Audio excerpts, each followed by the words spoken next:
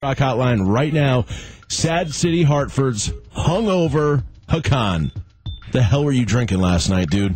Oh, just beer, man. I just stick to the beer. Once in a while, a glass of whiskey, but just beer last night. Well, I think, sometimes the hair of the dog, dude, it works. I hate to say it, but it works. We might be in that type of situation soon.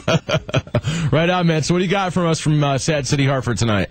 Well, the city's been quite a buzz about the Whalers. They had the big Whaler Fest in East Hartford last week, and Howard Baldwin's trying to take over the Wolfpack, renaming the Whalers. It's great. And, just talking to people have lots of great stories from the days the Whalers were in town, and we thought we'd tell the listeners one of the favorite one we heard. All right, man, let's hear it.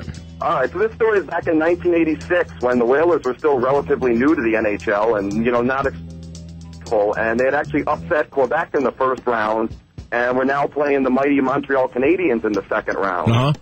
And they're at Game 6. They're down 3-2. They're in Hartford, and this guy I worked with was go with these four guys, a group of them all year. And he told me one of the guys who was prone to a bit of, making some statements goes, if someone can get tickets and they win, I'll get a plane to Game 7 in Montreal. He's going to spring. He's going to spring to a private plane up to Montreal. All right. Sure enough, the Whalers win. What he didn't know is one guy in the group had some good connections. The next thing you know, they got tickets. So this guy isn't one to back down on his word. So he comes up with the plane, and the four of them are off to Montreal just for the Game 7 that night.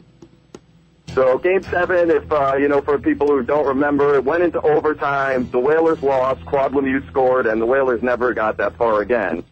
But the problem with going into overtime was apparently the Montreal airport had a midnight curfew for takeoff. Yeah. And if they don't make this curfew, they got to pay for the plane for a whole second day, which who knows how much a private plane costs. But I bet you it's something that we would not want to see. I can't afford it, that's for sure. So they get there, they get out, the Whalers have lost, the game's over, they have hardly any time. So they had a limo they took to the game, the limo picks them up. The guy who rented the plane basically gave the driver a couple hundreds and said, we need to be at the airport in time to take off by midnight. And what I'm told that ensued is the craziest ride through Montreal that involves running red lights, going up on curbs to get around cars stopped at lights, sheer madness. They make it in time, they take off, they land in Hartford, the customs guy opens the thing, they're so drunk the guy just says, forget it. And the story I was told, Howard Baldwin's limo was there at the airport when they landed, and they left a couple beers for him on top of his limo. Wow, man. That's a great classic 80s Whaler story. Yeah, I mean, I was young, but going to the games to have that type of fun. But I do remember the Bruins being in town and the brawls in the stands and the candy man selling the candy. Yeah, dude, I remember all that stuff too, man. That's probably where I had my first sip of beer in that Hartford Civic Center during the Whalers games. Oh, man, it was just a great time, And if they brought an NHL team back here, Sad City is the first to say, we'll spring for 2 season tickets the first day they go on sale. We love it. You get that, dude, and I'll get the airplane. All right, man. All right, Hakaan from Sad City Hartford. Check out their website, sadcityhartford.com, and you can also find him on Facebook, too, man. Thank you very much, Hakaan, for checking in with us tonight.